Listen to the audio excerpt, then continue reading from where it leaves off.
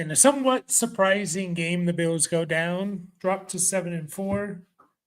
Texans are 6-5. Texans defense is pretty nasty. That's for sure. They held Josh Allen to a pretty tough game overall. Threw for 250, but no touchdowns for Josh Allen. 2 interceptions, only 20 yards on the ground. So he had a rough game there, which really translated to not much for a lot of the players. James Cook had a good game. He gives you 130 total yards with the touchdown, a couple catches there. Shakir had that big 40-yard catch, so that got him to a pretty good game, but not much else there.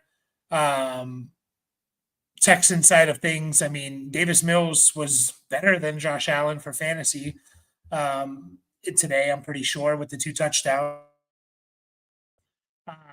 Woody Marks, he ran the ball well, but just didn't get a touchdown, didn't catch many passes, so it didn't really equate to a good fantasy game. Nico Collins didn't do much. Christian Kirk, had a good game. Jaden Higgins caught the touchdown. Schultz sucked. So, it's been it's kind of a surprising game, I would say, for most people.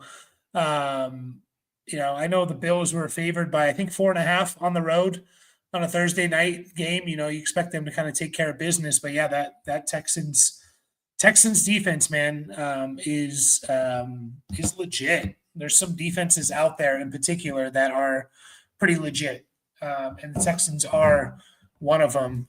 They just make life difficult for everyone involved, so you start looking down the road a little bit and who are the Texans playing. And, if you're thinking if you're making the fantasy playoffs and you have the Texans, your quarterback has the Texans on their schedule, you might want to start looking for a potential backup plan. I mean, we're seeing them seeing them shut down Josh Allen, who's just a monster, is, a little scary. So as I bring in my brother here, we got the Thanksgiving background going. I was just about to start looking ahead to who the Texans play the rest of the season. And, so they get the Colts, Chiefs, the next 2 weeks, and then fantasy playoffs is Cardinals, Raiders, Chargers. So, I don't know, maybe not a whole lot there in the fantasy playoffs that you're starting in terms of like quarterbacks and pass catchers with those teams there. But they are. Texas defense, man, it's pretty nasty. What'd you think of the game? Hell of a game. They definitely seem like they're a defense to be avoiding. Mm-hmm. Yeah, no, they definitely are. I'm just kind of looking through. Held the Niners to 15 points, held the Broncos to 18. Titans, not impressive, but held them to 13. I mean, they held the Bills to 13. The Bills offense to 13 points. They had that kick return touchdown, which led to 7 points. So I guess they held them to 12 points. I mean, missed extra point and stuff, but yeah, they made Josh Allen have one of his worst games of the season. So, which kind of sucks here, but Davis Mills has been a great pickup for me in 2 of my leagues. Yep. Yeah, super flex leagues for sure. We talk about it all the time. Like, it feels like you don't want to start like Davis Mills over, Michael Pittman or something. Like, I think I have to start Michael Pittman in my super flex spot in our listener league. It's like I'd much rather have like Davis Mills, which sounds crazy, but quarterbacks just score so much easier, right? He's been a good pickup. Imagine if the Texans had an O-line, and they get Stroud back, and Stroud starts to look good, hopefully. Imagine if that happens. Pokey says you'd rather have his Broncos, though. We outplayed them when we played them. Yeah. Yep, that was the game Stroud left, right? The Broncos game, I'm pretty sure. Stroud left that game pretty early. They did They did outplay them, though. That's for sure. But yeah, leave your any start sit questions in the chat there as we head into week 12. Is that what we're in? Week 12? Kind of crazy. Week 12. Kind of crazy. Yeah. No, disappointing. The guys you started for the Texans, you're probably disappointed in. It was the guys you didn't start that had good games. Christian Kirk, I don't think many people were starting him, had a good game. Jaden Higgins caught the touchdown. But Woody Marks, ran the ball well, but again, no touchdown, not really any catches, doesn't translate to a good fantasy game. Nico Collins, only 3 catches. I know he was a little bit banged up. And then the Bill side of things, obviously Josh Allen sucked, but you started James Cook. He had a good game. If you started Shakir, you were happy. And that's really about it there. So I'm sure I played against a bunch of those guys. I know I played against Christian Kirk in at least 2 leagues. So that's good. Yeah. Yeah. Deeper leagues, I guess you'll get that. I played in our redraft listener league. I played Allen and Marks, so I'm excited there. Just over 20, barely over 20 points for those two. So my playoff run is coming. The season does fly by. I mean, the NFL season still has a lot of time left, and the fantasy season runs until the second to last week of the NFL season. It's just, playoffs, and a lot of people get eliminated and stuff like that. So it does, man, it's just a machine, man. It's like Monday Night Football ends, you wake up the next day, you put in waiver claims, waivers run, and then you're looking at your roster the day after that, and like starting to set your roster again. And here we are. It's Thursday. Next week we have a Friday game. We have four games before Sunday next week. We're going to start getting Saturday games, and I think we have Wednesday. When's Christmas? What day is Christmas on this year? I think it's on like a Tuesday or Wednesday or something. Yeah, I want to say it's a Wednesday, maybe even Thursday. Sorry, I don't have that one filled up.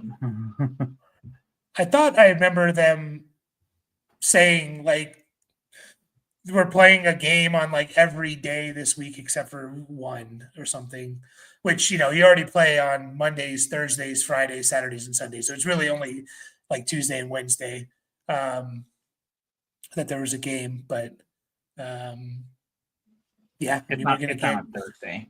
Wasn't last year the first year where they played on all 7 days of the week? It might have been the COVID year. COVID year is when that happened.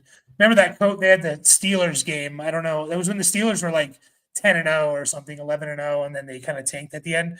But they had to push that game to like a Wednesday or something. And so there was a game on like, every day of the week that year. So maybe it was last year they did like 6 to 7 or something. I don't know. Thoughts on Malik Willis getting a shot to start someone next year? He'll be the best backup in the league. I mean, my thoughts on Malik Willis is like, I don't know if you can run like the type of offense you run with him, if it can be sustainable for an entire season. It's going to be a very simple RPO. There's a reason why like NFL offenses, like you watch college football and like an entire offense can be run on RPO and quick game, first read, like Ole Miss, which is where Jackson Dart came out of, and Trey Harris and stuff, and it makes them so hard to evaluate. Is like their entire offense is run like quick game, RPO, first read and go. Everyone's running, hitch routes or go routes. They're running 5 yards, turning around, or they're running deep, or someone's literally standing there behind the line of scrimmage. Like, it doesn't work in the NFL because the defenses are too good, the coordinators are too good.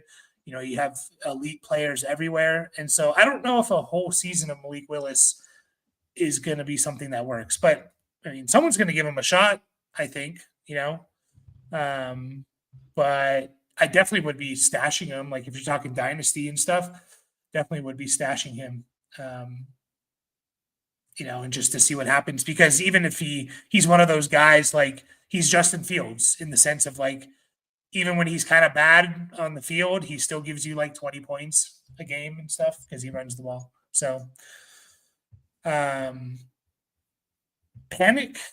on Nico Collins. You panicking? No. You know me. I love me some Nico. Yeah. Down game, obviously, for sure. Didn't completely kill you in PPR. 8.5 points. Definitely not anything near where you drafted him. Still wide receiver 18. I don't know if that's updated yet. 18 on the season. I think not including this game. Yeah, usually not. Yeah, I wouldn't think so. I mean, 36 targets. What is that? 23 catches in the last 3 games before this one. So I'm not panicking. You're still starting him, like no doubt about it. Yeah, I mean, he's definitely been a big disappointment this year. That's for sure. It's Stroud's fault. Maybe. By the way, is 8.5 in PPR better or worse than 7 in half PPR? Probably 8.5 in PPR is worse. Yeah, feels like it. You're always hoping for like you at least want 10 for your flex. So you're starting Nico as your wide receiver 1 or 2, and he's giving you 8.5. You're not happy, but yeah, hopefully someone else can pick up the pace a little. Yeah, I mean, panicking in the sense of like no more than what you were, a few weeks ago, I guess. So, we talked about the Texans schedule. Is it tough? I don't, Colts are a little bit of a wild card. We've only seen one game with Sauce Gardner there. And it was on a short week in Europe and stuff. So they could be a pretty good team. And you got the Colts and Chiefs over the next 2 weeks. Like those could be tough teams. You get the Chargers in the fantasy championship, could be tough defensively. So, but that's sandwiched between, or in between that is the Cardinals and Raiders. So I'm not super panicked, but you just, you lowered your expectations on Nico the beginning of the month. He had 3 good games in a row, and then this kind of below average game. So I don't think he's a panic yet. Confident in Bucky when he comes back. I mean, what's the news on him? Is he practicing again or limited again? So 2 limited sessions this week so far. He was limited all last week too, and obviously got ruled out. I'm confident. Like it's going to be a tough game if you have to start him this week, but I think if he's out there, you got to throw him in the lineup.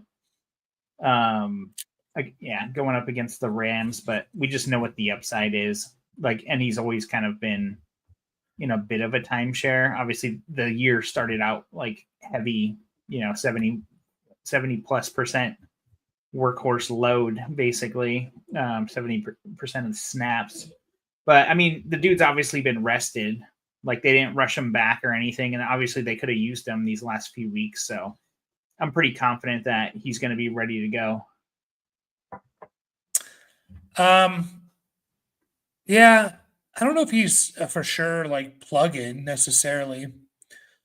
Like, I mean, the guy hasn't played since week 4, and he's coming off a whatever injury, pretty serious injury if it's held him out, 8 weeks or whatever. Like, I don't know. Are they really just going to throw him back in there 70%? Like, I don't know. I think there's an interesting conversation when you start looking at like kind of these low end RB2s like Breece Hall, DeAndre Swift, Aaron Jones, Jalen Warren, if he plays, like is Bucky a lock over those guys? I don't know. I think I might lean those guys just like safety wise. You said Warren and who else? I'm just looking at like the low end RB2s here, like Breece Hall, DeAndre Swift, Aaron Jones, Jalen Warren. Like that grouping of guys, I feel like I'd be probably starting over Bucky. Gets a little, Emmanuel Wilson, Alvin Kamara, Kenneth Walker. That's where I'm probably plugging. So yeah, he's a low end RB2. So I don't know if you're necessarily just plugging him in. It kind of just depends what your team's, you could very easily at this point have multiple guys in like the top 20. So to me, he would be like, yeah, kind of a low end RB2, high end RB3, I think. Um, Sean Tucker looked good last week, so that could be their excuse to not plug Bucky back in. Like John saying, like for redrafted Bucky plays Bucky or Judkins. I'm gonna go Judkins over Bucky. Just more confident in the workload there. So Okay. where are you leaning? Where are you leaning there? Judkins going up against the Raiders. Yeah, probably go Judkins there. But I think that's probably not too far off. The Browns defense should be able to keep them in their game. We don't know what it's going to look like really with Shedeur Sanders. Not that the offense was like playing super well anyways, but Judkins is going to touch the ball 17 plus times. So yeah, I feel like the Raiders have been actually not that. They haven't let up a lot of points, I don't think, but two running backs, but I don't know. So last 4 weeks they've given up. Yeah, they're kind of middle of the pack, 21 points to running backs, which is basically like right smack in the middle. And then for the season, I think they're kind of in the middle. Yeah, they're basically in the middle. So nothing really to worry about there. Start one, running back, one flex this week. Full PPR, Judkins, Genty, JMO, Metcalf, and Flowers. So you're benching 2 or 3 of these guys. It's tough. That is tough. Judkins and JMO for me. Last week when we were talking about Jameson Williams, I was kind of like, all right, well, I kind of want to see it one more game with Danny Campbell calling the plays and everything, and we saw it. Another 7 targets, only 4 catches, but 88 yards and a touchdown. So they're dialing him up, and I think it definitely helps that Laporta is not out there. It's just one less mouth to feed. So not that they play similar parts of the field or anything, but one less weapon always helps out guys' opportunity. So changes the playbook a little. I'd probably still go Genty over Judkins. So I'm fine with JMO. Where are the Browns ranked as far as fantasy points allowed to RBs? They are for the season 5th best against them, 5th worst matchup for them last 4 weeks. They're closer to middle / higher, letting up more. They're like in the top 15 most points allowed in the last 4 weeks. Yeah, they did go up against Derrick Henry and Achane in those weeks. Yeah, the other 2 not so much. Breece Hall is in there too.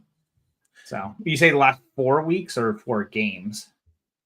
Because there was a bye in there. 4 weeks. Okay, so maybe that doesn't include Achane. Yeah, I just like I know Genty's stat line was horrendous, like 6 for 7. I like his involvement in the passing game though. Judkins, you look at Judkins last 5 weeks, he has 3 0 catch games, and then he has a 2 and a 3. So he's obviously like, you're kind of happy if you get 2 catches from Judkins, whereas I think Genty's actually a part of this passing game finally. So 14 catches the last 3 games. So I think that's what I don't know. For the running back, I'm going to go Genty. And then I'd probably, lean JMO over Judkins slightly there. And Shedeur Sanders didn't look great. Neither has Dylan Gabriel either, but which kind of makes what Judkins is doing more impressive, but it obviously doesn't mean much for us. We don't get style points and stuff like that. So But yeah, just looking at the rushing averages for Style Judkins the last. points, like it's SSX tricky or some shit.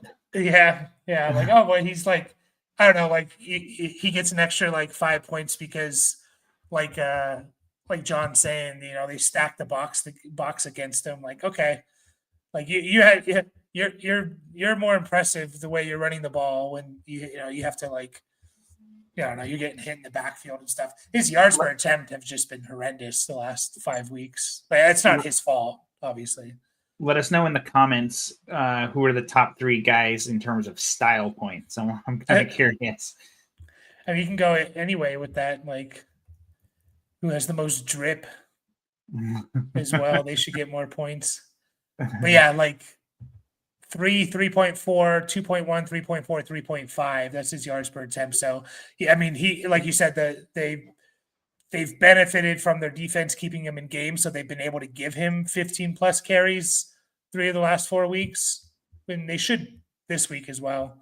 But yeah, I'll lean Genty and JMO there for my 2. It's pretty close though, JMO and Judkins for me. 1 PPR, no tight end premium.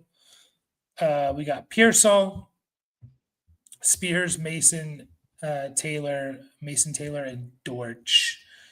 So we got Pearsall, Spears, Mason Taylor, and Dortch. Oof. Yeah, so that's not a happy group, that's for sure. But I think the easy ones to kind of throw out are Mason Taylor. I think I'm tossing him out like pretty quickly. Just, I mean, well, I don't know. Maybe look up what he's done with Tyrod Taylor, who's going to start again. But I don't know. I think third on the list is Dortch. Obviously, he had a good game last week with Marvin Harrison out, and he's out again. So, I think I'm gonna just jump in head first again and start Ricky Pearsall.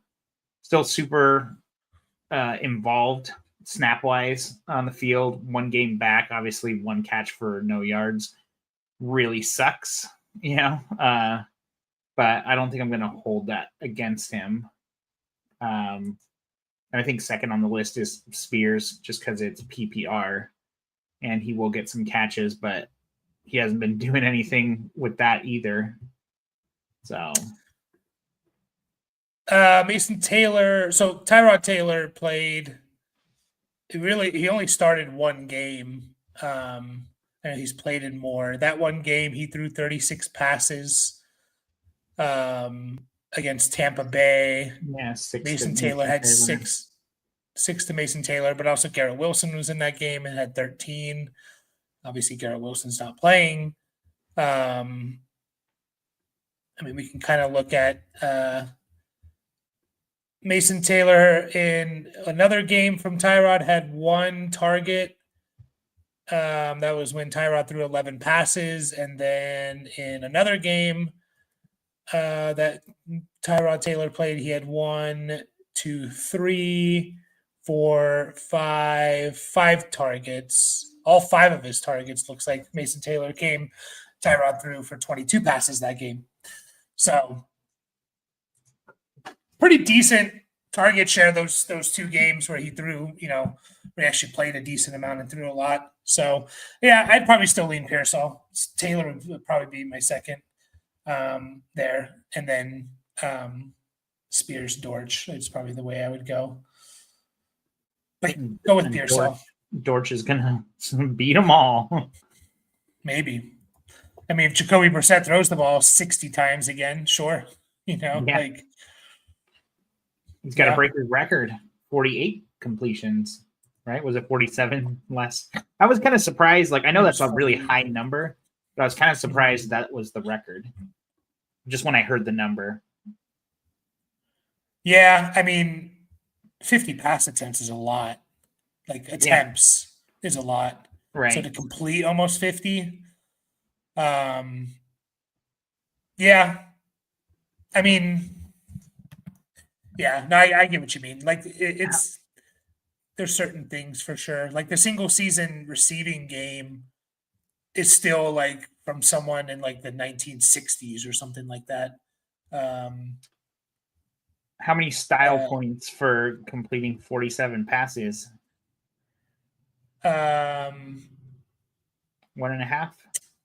yeah, 1.5. All Imagine right. you playing a point per completion league or something like we did that one year randomly, or it's Okay. just 50 So points. one-handed grab has got to be a point. Toe tap on the sidelines got to be what, half a point, 3/4 of a point.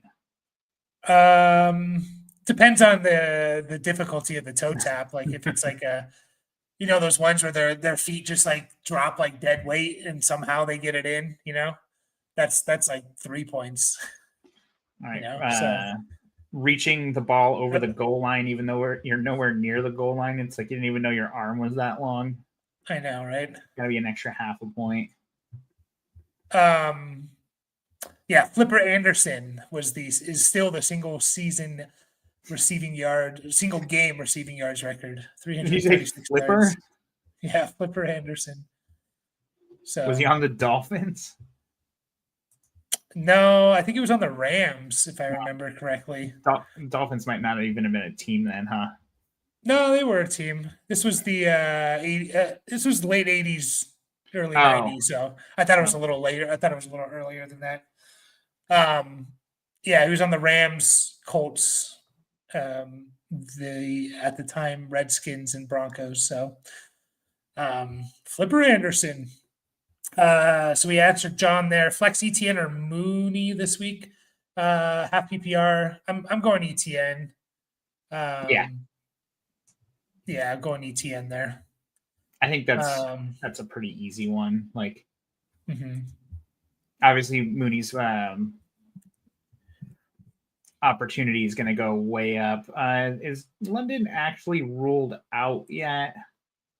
Just doubtful. Okay, I mean, he's not going to play. I don't think he's going to play. Just the way they were talking about him, week to week.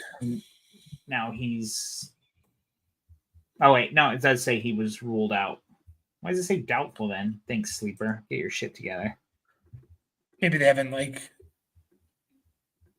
It might be a thing where like they can't technically rule him out yet. I don't know, or like have like the designation of out yet until who knows.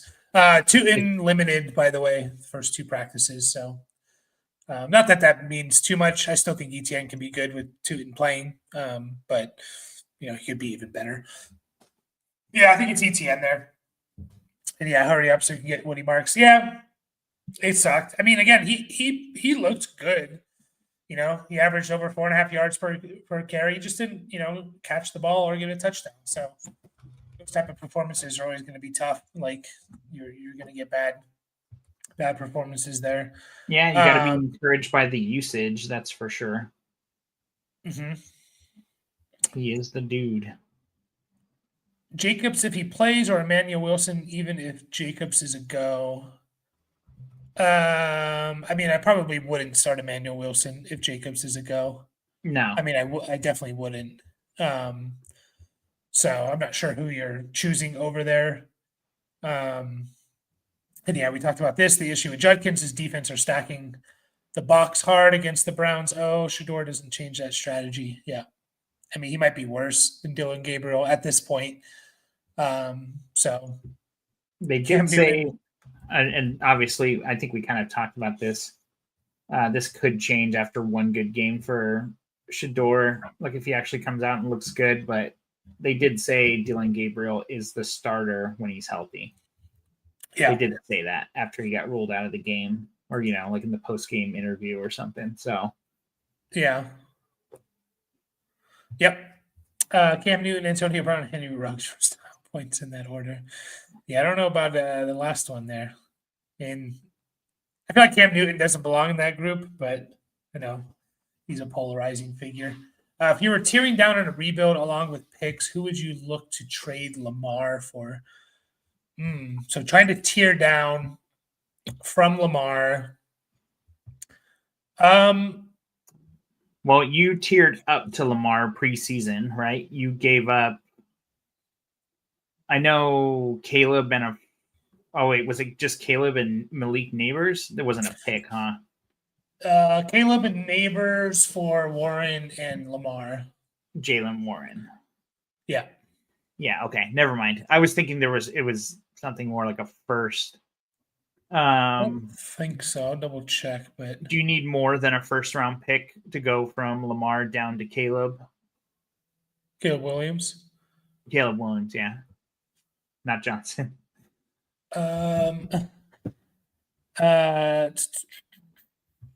Where's the first? What year? What random first or late? Let's just first call it or- right in the middle.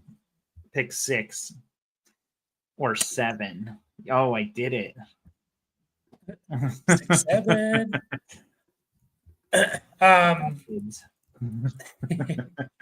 I enjoy those videos.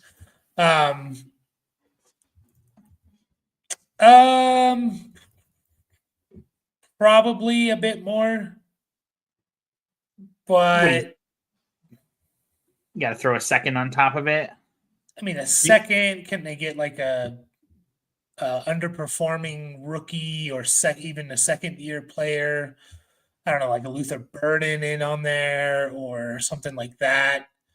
I don't hate it. Like Caleb's been good for fantasy this year. The Bears have been surprising. You know, Caleb's QB 10 this year in both points per game and total points. And I do believe that offense is only going to get better next year. Like it could, I feel like this is like the kind of the start of this offense. You know, there's still pieces to be added and learning the system and just, you know, all that stuff. So,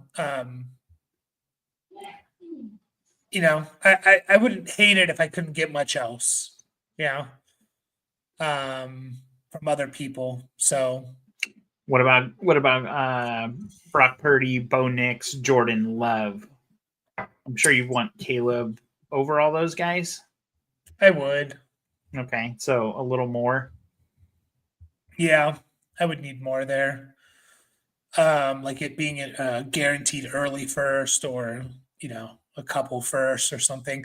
I just feel like with those guys, they're gonna fall into that like bucket of quarterbacks we always talk about. Whereas Yeah. Caleb very, very, very well may fall there. But I do think he has a little bit more like elite upside. You know, Patrick Mahomes, Herbert, beginning of the year upside. What if they throw Malik Willis in? No. Not enough. Not enough. I'd throw Jackson Dart. I know he's ranked ahead of Caleb in like keep trade cut and maybe for a lot of people. I would put Jackson Dart a little bit closer to that group of like the Knicks, Purdy, Love, personally. I think there's still some things to be concerned about with Jackson Dart. Obviously, like we love what we see, but a lot of it's coming off his rushing production. And a lot of his rushing production is coming because he's very much a first read. Like the more I watch him and go and watch him, it's like first read is not open, I run, you know? And that is just not sustainable. We talked about that earlier. It's just not. Defenses will pick up on it, or you're going to get hurt. You know, the guy's been evaluated for a concussion 4 times this year or something, you know, 4 or 5 times. There's like one time in the preseason he was like, so it's not sustainable for multiple reasons. So I could see a big sophomore slump for a guy like Jackson Dart, but I can also just see improvement. Like he's played well and like he's a young rookie player and he came from an offense that was very much like a first read option and your first read was like always open. So, you know, I'm not like blaming him or saying he can't get better, but I just I don't have him over Caleb. Like I think a lot of people might. What would you? Or he's the shiny new toy, you know? So here's a realistic trade, right? Let's just say the Burrow manager is competing. That's where I was going to go next. I think Burrow might be back. Yeah, I was going to say, I think that was easier to do before this week. because no one was really expecting Burrow. Like it was a little more lip service. Is the way I was taking it, at least. Like, yeah, I'm gonna play on Thanksgiving. Like, yeah, chill out, Joe. And the season's over already for you guys. But like you said, there are a lot of games left. Let's say Burrow, like they do actually just officially shut him down for the entire season. Like they say that and everything. I think he's a great tier down trade target. Yeah, especially like you said, if the Joe Burrow manager has been limping along and is competitive, like that could be a huge win for both of you. If they're playoff cuspy or last couple of teams in the playoffs, like you get Joe Burrow and a first for Lamar, I would make that deal. Yeah. Would you go anything less than a first, like a second and 2 seconds, or second and? I'd need players at that point. I'm not just taking a couple of random seconds, And you could always push that first out, like there's a lot of hype about the 27 class. I don't know how many people are up on that. College players a lot better than I do. But I'm kind of trusting the experts when it comes to that stuff. Like, oh, maybe you should be targeting 27 picks over 26. It's kind of hard to really say that the random 27 first is better than the random 27 or 26 first as of right now, because you are going to lose a year of development in the NFL and a year of startable players. But it just sounds like what are your takes on those two first, or the picks associated with those years? You got any lean on that? I mean, the 27 class is signs of historically good, right? A lot. I mean, it could be even what's so hard about the what's making the 26 class really hard right now to evaluate is that all the top quarterbacks, in my opinion, could all go back to college. So Ty Simpson, Alabama quarterback, is a redshirt junior. He could go back to college. Fernando Mendoza for Indiana, he's a redshirt junior. He could go back. Dante Moore for Oregon is a sophomore. He could go back. The highest probably ranked quarterback that is for sure coming out into the NFL draft is probably Garrett Nussmeier at this point, and I'm not super excited about that at all. Lenora Sellers is probably going to go back to school. Man, there's just a lot of guys. If they all go back to school, that 27 class is even more ridiculous, and then the 26 class isn't great. So yeah, I would be investing more in the 27 class if possible. But also these picks they can turn into players. What makes picks so valuable is flexibility. The flexibility, and that pick could be anything. In terms of players, when you're trying to trade one specific player, some people don't like this guy. They have a bias on Dak Prescott. They don't like Dak Prescott. And so you're trying to trade Dak Prescott, and because, all these people you're trying to talk to have a bias about him, it affects the trade talks and lowers his value and stuff. Whereas the pick is literally whatever you can imagine it to be, kind of. So, what about I'm just kind of thinking about young guys and everything. Are you taking JJ McCarthy and 2 firsts for Lamar? Because that's kind of that's a little bit more of a shotgun approach, right? You're taking the big chance on McCarthy, but you're stacking up some picks too. And let's say they're one's 26 and one's 27. If you're truly rebuilding. So when you say truly rebuilding, are you saying I don't think I can compete till 27? Yes. Most I don't likely. Know. Yeah, 26 and a half. Who knows? Yeah. I mean, I guess it's almost a JJ McCarthy question at that point, right? Where are you at on him as far as a prospect? We've seen some flashes obviously, like this is basically his rookie year, even though it's not. And we've seen some good things and we've seen some bad things. Obviously, a huge injury, like slump in the middle where he missed 5 games. So that's not great. I think it was just too early for McCarthy. Like, Yeah. Just not enough of a sample size. Yeah, but you evaluated him as a rookie, right? So what do you think? Like McCarthy in 2 firsts. Again, he was just so hard to evaluate because like Michigan was just such a run first team, and like they didn't really ask him to do much and whatever, he obviously led them to a national championship and all of that, but like, they barely threw the ball when you go back and look at like the actual college stats and stuff like that, like from the year he came out. So I think he has, he was drafted more on like the tools that he has rather than like, the production that he had at Michigan. Like he had, less than 3,000 passing yards, which is not a lot, even in college. He played in 15 games and stuff. So, yeah, if I was truly rebuilding, I would definitely. I mean, it's like him, Cam Ward, Penix, like they're all kind of in the same boat, right?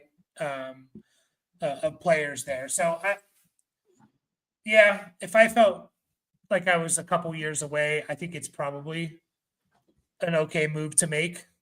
I would obviously try and do it for maybe a little bit more of a guy that we had a little bit more confidence in long term, but I think it's fine to do, especially if one of those first are potentially early as well.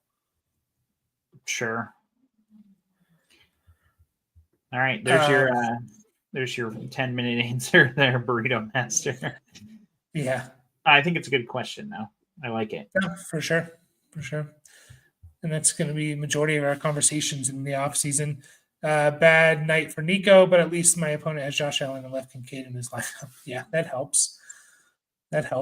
Cam was my pick for real style. The other two prison garb style.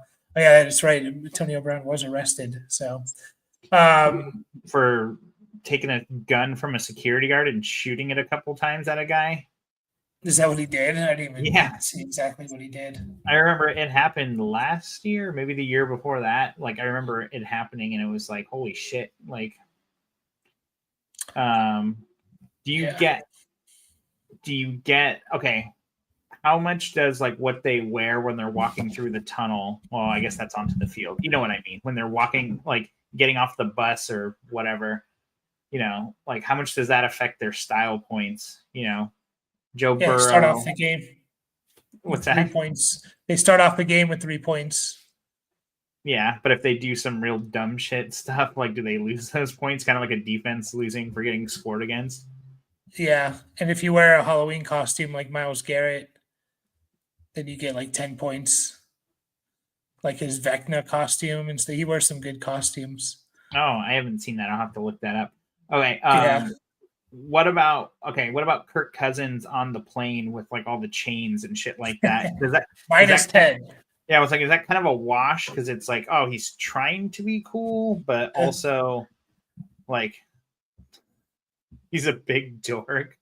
Yeah, I think it's wholesome. So no, I'd give him some points for that because I think he was. Go ahead. Sorry. No, I was just saying. I think Kirk Cousins was like he was. I think he was more like making a joke of himself. So, I respect. He's got that, a good sense of humor about it. Like I don't think he was actually like look how hard I am kind of a thing. He was being a goofy motherfucker. Now, Cam Scatterbo shoving a WWE guy and like getting into a fake fight with a shattered ankle. Nah, I actually don't care about that either. As long as he doesn't hurt his ankle, but obviously it's all set up and stuff. But yeah, he had like a little WWE. I assume it was a pre-planned little thing there. So T-Rone says he currently has Dart with Flacco as a backup. Someone just dropped Bo Nix. Yeah, you should. Because, I mean, it seems like Burrow's a week or two away from being back. So, again, maybe not, but I don't know. So they're still only, they're 3 games out on the Steelers. I don't know. I think the Ravens are probably more to worry about.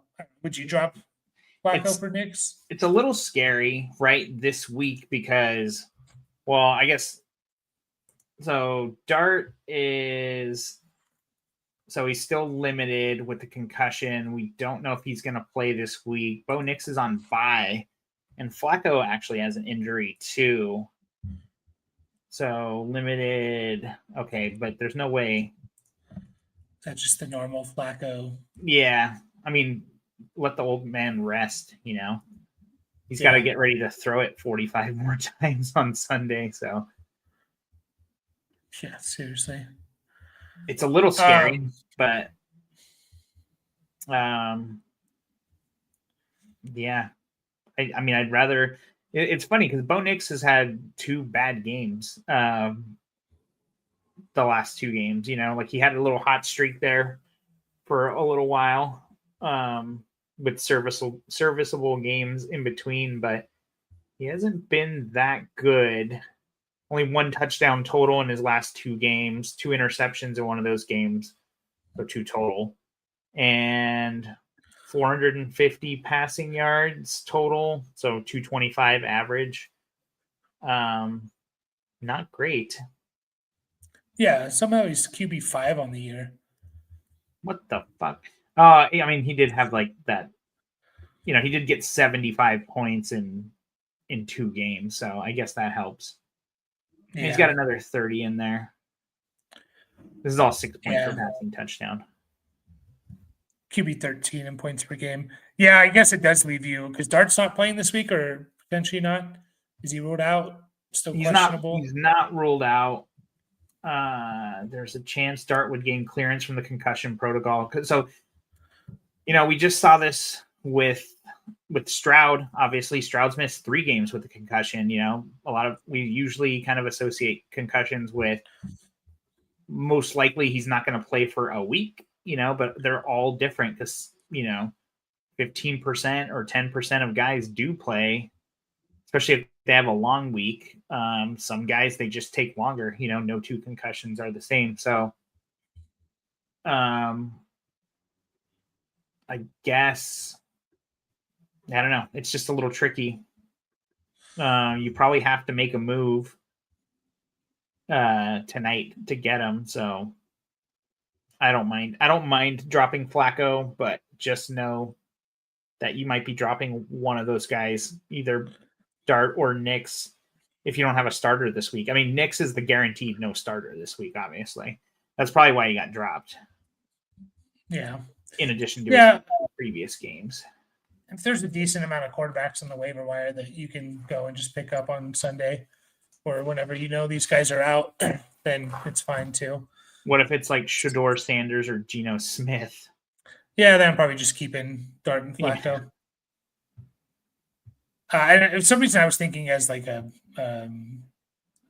it's not super flex. Obviously, if it's dynasty, I assume it's not, but if it's dynasty and super flex, you're doing everything you can to get them. In the biggest rebuild, I have 827 first round picks in 5 seconds, plus 226 first, one of which is likely the 101. Yeah, 101. Looks like I'm in a good chance to get the 101 in one of our listener dynasty leagues. So we'll see how that turns out. No, that's a lot of 27 picks, man. But yeah, that class is looking pretty crazy there, for sure. Currently have Henry and Rico at RB1 and 2. Hoping Bucky can come back and be my flex. Currently have Christian Watson there. Who would you play, Christian Watson or Bucky Irvin? I'm gonna start Bucky. Yeah, I would too. I think they could have pretty similar games.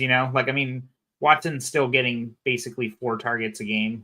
Last week he got 5. Ooh, like, and obviously the dude can score from any point on the field, and so you're hoping for that. But Bucky can do the same thing, and he gets the involvement. So I think that's pretty easy. Bucky over Watson. Yeah. Good backup plan though. What about if Bucky's out? Would you start Sean Tucker over Watson? Definitely over Watson. I would. Okay. Yeah, I mean, I would have him. Yeah, I mean, just trying to think like where I would actually have him. I mean, he ran the ball well. Who are they playing? The Bucks? Rams. Yeah, that's not great. I mean, I would definitely play him over Watson. So I guess it depends on who else you're talking about there. 37-point game was a statement over White. Yeah, but I still think White's going to have his role. So we saw this last year from Sean Tucker, and then he disappeared. So we'll see. We'll see what happens. Yeah, he literally had 136 points. This is his only game was he even the starter that week? I don't think so. He only had like 12 carries.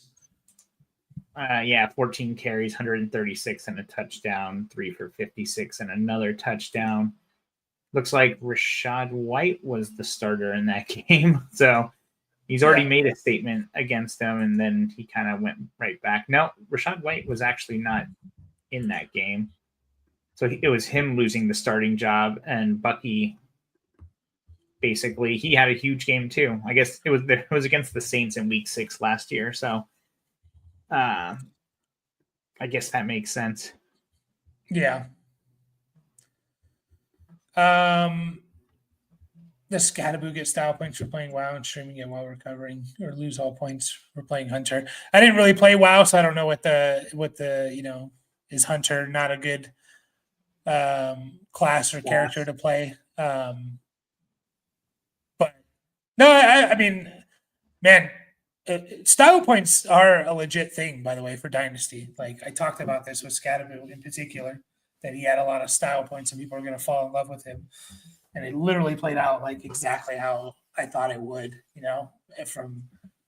from everything to like the crowd chanting, his name when he makes a big play and stuff. So yeah, it stuff does matter, man. Like it really does matter. Okay, so in Dynasty.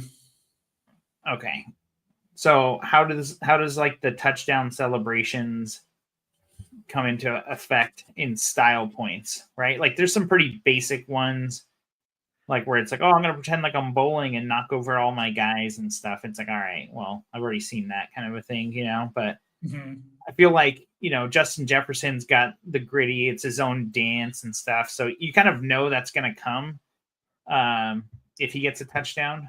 So predictability, it's like, I mean, you made it a thing for sure, so it's got to be worth something.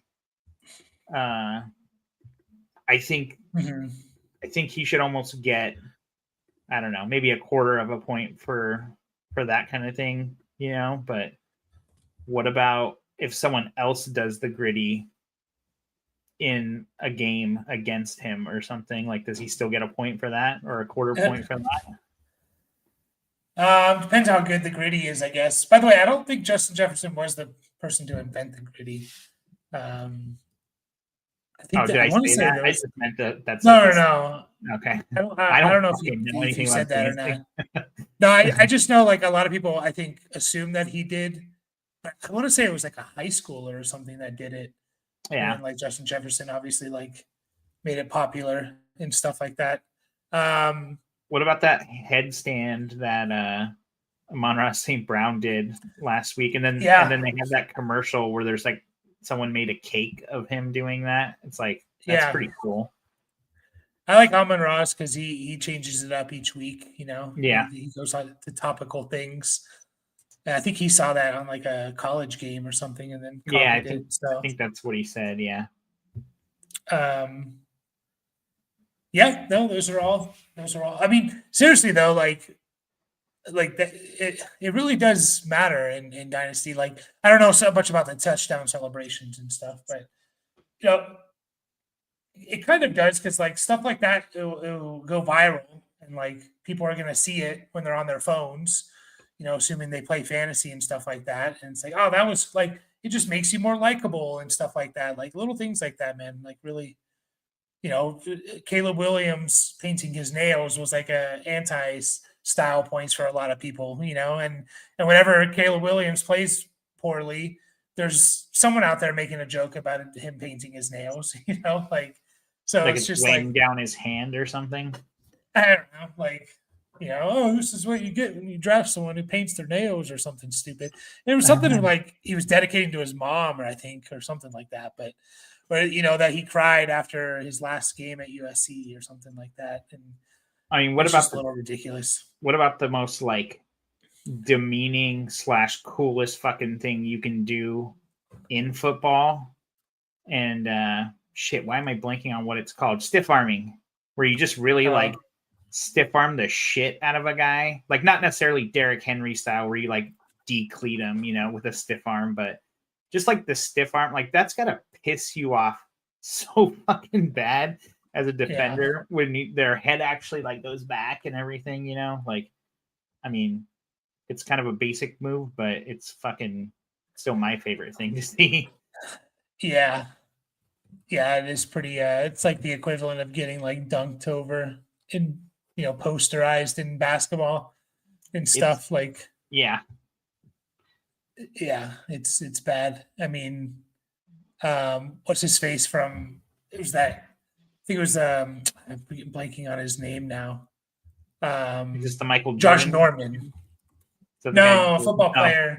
Okay. Josh Norman. I think he got stiff armed by Derrick Henry. One of those like he lifted him off the ground. And I feel like that's like he was a good cornerback there for a few years. And like I feel like that's what he's like best known for and stuff. So I was thinking about the guy that was on they interviewed him during The Last Dance, that documentary about the Bulls that came out a few years ago.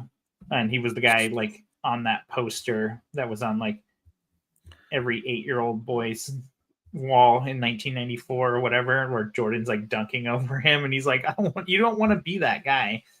Yeah. It is kind of shitty.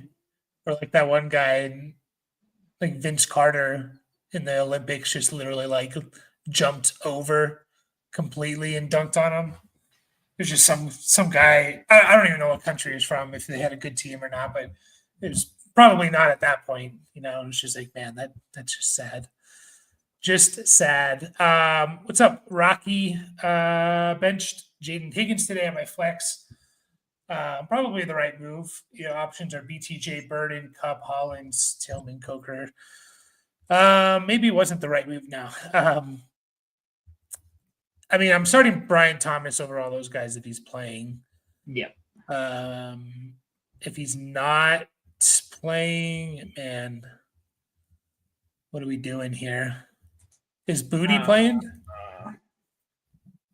Who? Let's see the Kayshon Booty. Because if Kayshon Booty's not playing, I might go Hollins. Mac Hollins. Okay. Okay, Booty was a full participant.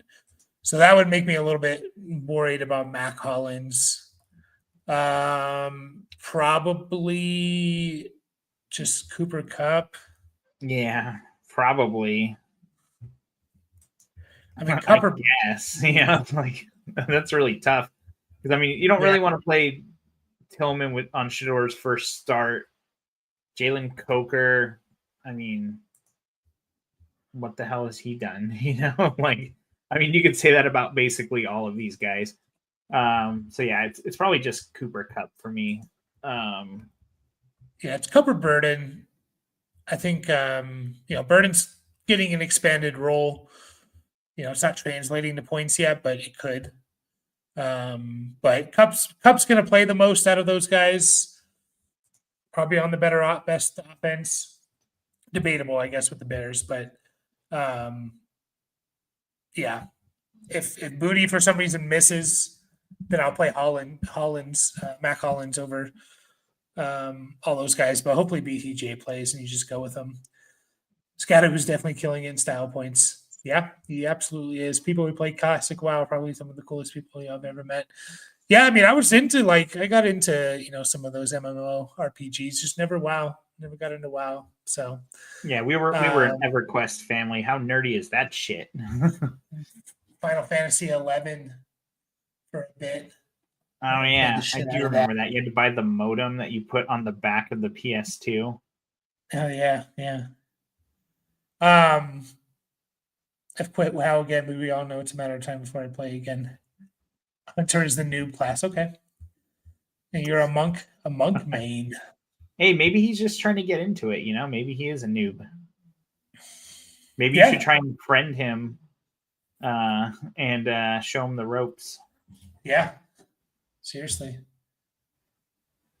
Scatterboo, trade Rice for London and Hampton.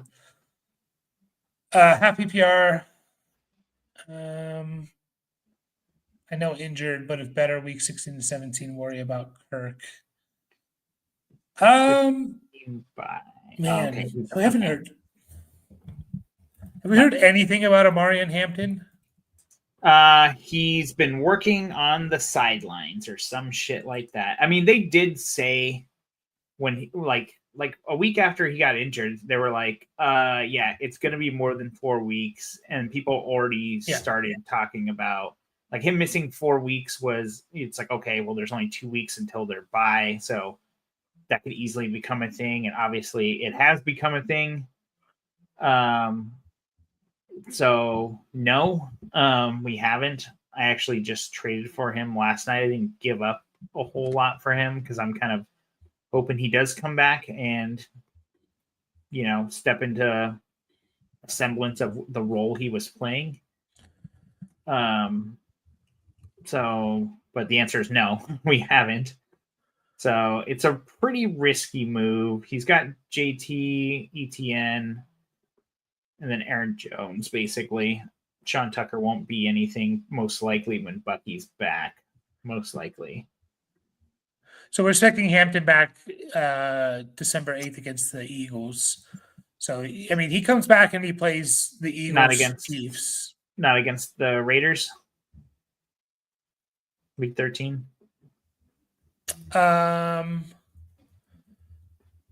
Oh, yeah, I guess that's their game. They're on a bye this week then, huh? Yeah. Yeah. Okay, so then against the Raiders, does have a kind of a tough. I mean, just looking at his matchups, man, like Raiders, Eagles, Chiefs, Cowboys, Texans, like that's tough. Like, yeah, I think the Raiders are a little bit better against running backs, like Eagles, Chiefs, some of the better defenses. Texans, we're seeing what they're doing. Maybe the Cowboys have turned things around. Kind of a tough stretch, last 6 games there for the Chargers in fantasy and stuff. Yeah, it is risky. I don't.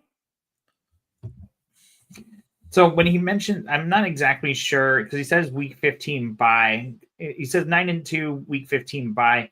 So I'm assuming so are you saying you definitely have this locked? I mean, it's a little early to say you have a week 15 bye, right? Like locked in. I mean, you don't know the composition of the league though. It could be locked in theory.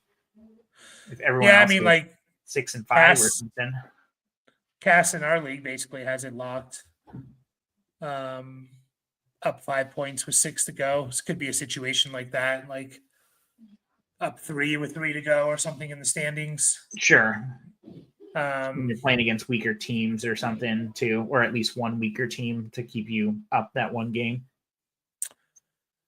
Yeah. So that is a pretty risky move. I mean, what's London's situation here? I thought they even went so far as to say they were kind of saying that he could have, expected to play in week 13. I know it kind of went from injury to no IR to week to now they're saying only 1 week. I thought even maybe it was 2 days ago That's when he got ruled out, was 2 days ago. I was going to say, I thought maybe they were even saying like he could potentially play, but that doesn't look like it was the case. So So he says he does have the bye week locked. I don't mind it. I don't mind the trade. I think it's a risk to trade Rice for those guys, but if both those guys play like obviously what we drafted them to be, then they're going to be better than Rice, you know? So, yeah, I mean, Drake London was better than Rice. I mean, that's why he's got. Oh, never mind. Sorry. I was gonna say that's why he is where he is already, right? Because of London, but no, he's trading for London. Yeah, you know what? I'm gonna do it. Screw it. yeah, You're obviously I think I trading him would too. to a team that really needs a win, you know, which is similar to what I did last week. You know, I really hate. I actually told our friend Bobby in our redraft league, so I traded him Davis Mills and Jordan Love because it's a super flex league and he literally lost everybody. Like he lost Penix and Fields and yeah. And this isn't his first go around with losing a bunch of guys. And I'm playing him this week. So I'm kind of like, do I just take the win? Because he literally has no starting quarterback and what, you know? And I was just trying to think of how to make my team better. My RB2 has basically been Rachaad White, and that's a rapidly closing window. I mean, you could essentially say it's already mostly closed. So I wasn't feeling too great about that. And I got James Cook and Omarion Hampton out of it. Hopefully making the playoffs and making something happen with that. I hate trading with guys that I'm playing against that week, but I don't know. I understand the appeal of Omarion Hampton, depressed value. I think he's a nice throw in for London, who could only miss 1 week. So yeah. And the Falcons get let's see here, week 16 and 17, they get Buccaneers and Cardinals. So Cardinals, Rams, 16-17. Cardinals, Rams. Chiefs are getting the Titans and Broncos. So, Trade 'em. Yep. Yeah, I'm good with that. Played Warlock in the first. Yeah. Wow. John Yeah, hold Wagner on my was the glasses. monk. Yeah. We just did that one. Any of the Jets with Tyrod Taylor passing game? I mean, Mason Taylor is probably the only pass catcher I'd be looking at just because it's tight end or something, you know, so you can probably get a good streamable week. I'm not really into anyone else there in their passing game. Someone could have a good game, but I'm not going to be starting Adonai Mitchell or Mechie or whoever else. Alan Lazard. Alan Lazard, yeah. Yeah, no, I'm not starting any of those guys. Yeah, Mason Taylor would be the only one because I just, you know, you see it all the time with tight ends, you know. I mean, like this tight end was a low end tight end one. Yeah, where are you at on Breece Hall? He does just say any of the Jets. He doesn't specifically say pass catchers. Yeah, I'm starting Breece Hall for the most part. Okay. You know, like I probably have Breece Hall definitely top 20, probably not quite top 15. So, you know, you'd have to have multiple guys in the top 15, obviously. But like I'd start Breece Hall over, you know, I think we talked about it, but who is it that we were talking about earlier? I'm talking about someone. Oh, Bucky Irving. I'd start Breece Hall over Bucky Irving. Okay. You know, Sorry, I was reading, so I wasn't even listening, so I had no idea where you were going with that. Yeah, like Emmanuel Wilson. I'd start Breece Hall over Emmanuel Wilson. Kamara. Probably would have started him over Marks. You know, obviously that's probably a good move, but even before the game. So Dameon Pierce got waived. It was Was it long? For the Texans? Yeah. I mean, I Okay. assume that's who he means, Damian Pierce. Um, Alec Pierce. No, I don't know. no way. I know. I don't know. I don't know any other Pierce. Damian Pierce was probably late first, early second round pick in dynasty rookie drafts that year. They did waive him. I mean, Yeah. no one gives a shit. No offense, John, but that wasn't directed at you. I'm just kind of like, I think I actually have him on at least one dynasty team deep roster. I think it is sad to think the Bills front office did their job by bunching up. Yeah. I kind of feel the same way. Like, obviously the Packers have done a better, they've made an effort at trying to get stud receivers, but like this whole idea of like, we don't need a number one wide receiver. Like, we can spread the ball around. I still think you need a dominant number one target. Like, yeah, I mean, look it how much sounds better good in they were when they theory. had Stephon Diggs. Yeah. I mean, it sounds good in theory, but I think when like push comes to shove and you play these elite defenses, which you probably are in the playoffs, like they know how to just take care of it. You need someone to like dictate what the defense does, and Bills don't have that. Packers don't have that, and also you need more than just like the one guy. The Packers had that issue with Devontae Adams. Like it was like Devontae Adams and no one else, but like you need multiple guys here. How's New England doing it? Is Diggs Because that Drake guy? May's awesome. No, Drake May greater sign Josh Allen? Question mark. Just no, speaking it's now. a couple of things. Like, I'm not saying you can't look good for long periods of time, but I just think like when it comes down to winning in the most important games of the year, like you're gonna fall short more often than not, So we'll see with the Patriots and what they do, and stuff like that. They've had a pretty easy schedule this year. I don't even know where they're at in points per game, to be honest. Where are they at? They are 7th in points per game at 26.5. So we'll see. Like, again, you can look good for even majority of the season, but when things don't go right and perfect, like I think it really shows. So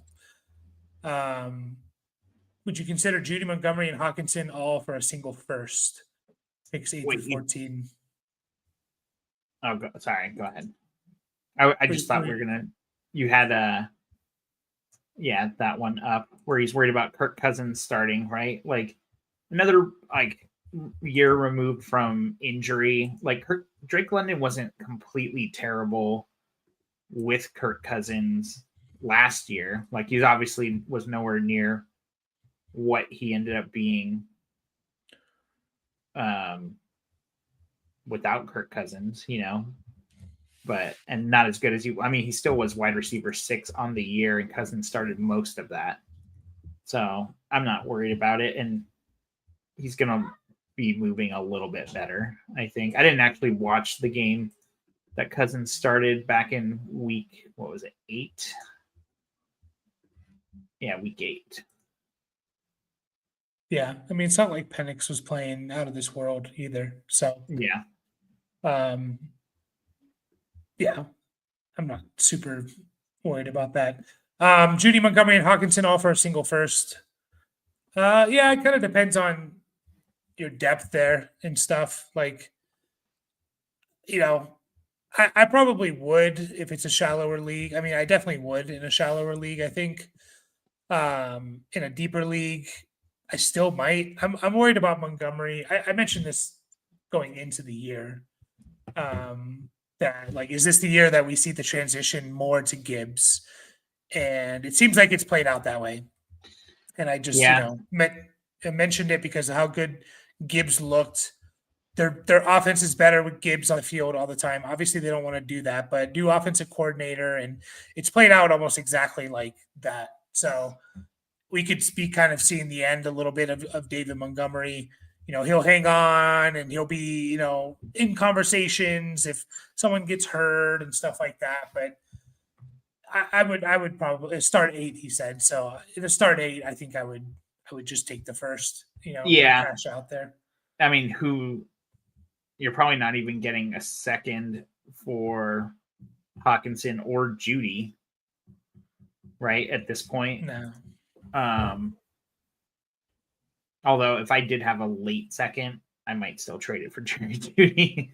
Like I think I would. Like if I knew it was going to be late. Yeah, I just wish he could get on a better team. Yeah, I know that's the bummer. Like it's not going to happen. It looks like we just need Deshaun Watson back. Well, like, I know people shit on Judy and he deserves it, but it's like, who's his quarterback's been? Like Drew Lock, Russell Wilson, and we were excited about Russ until we weren't, and then now it's been, a little bit of Flacco, Deshaun Watson, there's just the carousel of quarterbacks of Cleveland. So like, if Judy's on the Buffalo, man, I think Judy would be awesome. Like, I'm not saying he'd be like top 12, but he'd be really good. So, but he's on the Browns at least another year, most likely. So, yeah, come on, Buffalo, fucking trade for him. I know, too late now. Offered DK Hawkinson and a third for 26 first and Higgins, I think. Should I add more? No tight end premium. Offered DK Hawkinson and a third. Yeah, I'm fine with that trade for a mid 26 first and Higgins, who was like a second round pick, most likely. So kind of like a first and a second, a mid first and a second for DK Hawkinson and a third. I'm fine with that trade. You're saying, wait, T Higgins? No, I think he's saying Jaden Higgins because he says Wiggins, but then he says Houston. So that's okay.